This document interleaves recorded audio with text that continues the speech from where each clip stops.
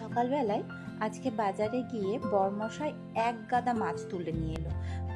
প্রথমে দেখে তো আমি খুব রেগে গেছিলাম, কিন্তু মনে মনে ভীষণ খুশি হয়েছিলাম, কারণ যে কটা মাছ এনেছে সেগুলো সবগুলোই আমার খুব প্রিয় মাছ, যেমন চিংড়ি, মায়া, তারপরে মায়া বা ময়া যেটা বলে, তারপর হচ্ছে রুই এনেছে। তো আমি মাছ ভীষণ ভালোবাসি।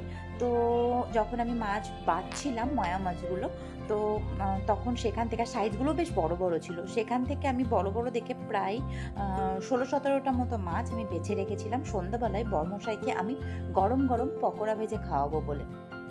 আমি যথারীতি বরমশাই যে বাড়ি এলো, সন্ধে হয়ে গেছে।